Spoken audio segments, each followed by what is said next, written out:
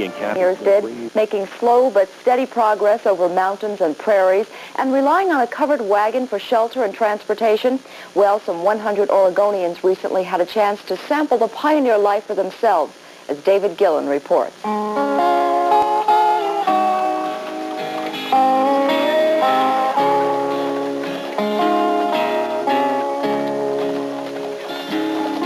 I ride an old paint, I lead an old dance.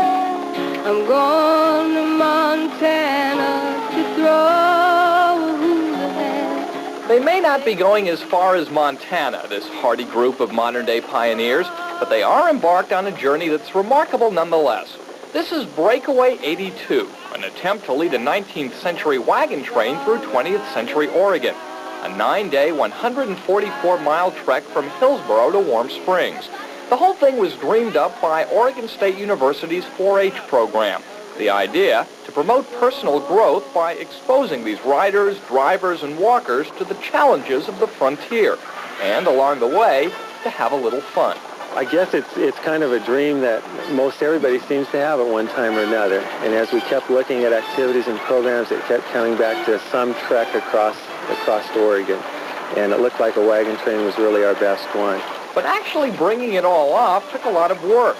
It's not every day that a convoy of 8 authentic wooden wagons, 70 horses, a couple of mules, and 112 men, women, and children crosses a U.S. highway. It took 2 years to plan the logistics, obtain all the permits, and just convince people it could be done at all. We had to overcome some real monumental challenges. A lot of people everywhere we went said, you can't do it, it won't work. So psychologically, we had to really overcome those. But overcome them they did. Breakaway 82 was on its way.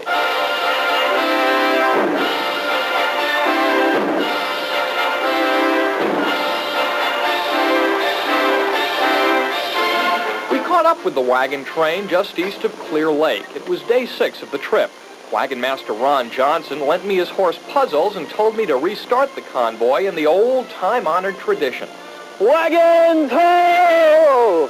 Our journey took us along the old Abbott Trail, lending a note of authenticity to this frontier experience. Still, our wagon train did carry along some modern conveniences that might have intrigued the early settlers.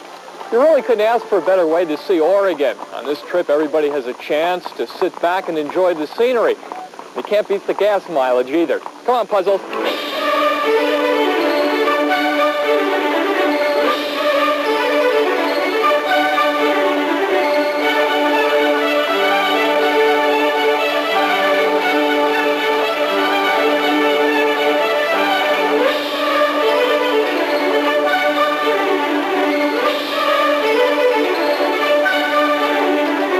Finally, some 14 miles later, the wagon train reached its destination for the day, the Camas Prairie, and began setting up camp.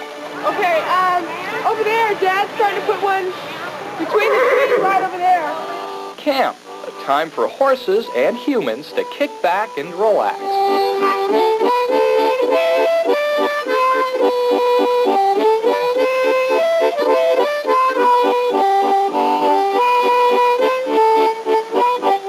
The sleeping bags and tents and food came out, members of the wagon train had a chance to reflect on how the trip was going. You know, you'd think that it'd just be a bunch of people going here and there just trying to get everything done. But actually everybody's become kind of like a family. It's been pretty neat. This feeling of togetherness, we were told, was a direct result of what had happened on day number 4, when the wagon train braved miserable weather and a tough uphill climb. We got up on the mountains there, and the sun went in, and the clouds came in, and all of us were just, we were cold. It started to drizzle. It started to rain. We were totally drenched, and we had nothing to put on to keep us warm. It was awful. And it was just imperative that everybody start to pull together, and they did, without exception, bar none. People shared their coats, their ponchos, everything with those that were riding on the outside. And it was a real natural high in a lot of ways when we got in. But overcoming obstacles is what this adventure is all about. 112 people began the trip in Hillsboro. Only 8 had to drop out along the way. So, by anyone's standards, Breakaway 82 was a howling success. It's been an experience I don't think any of us are ever going to forget.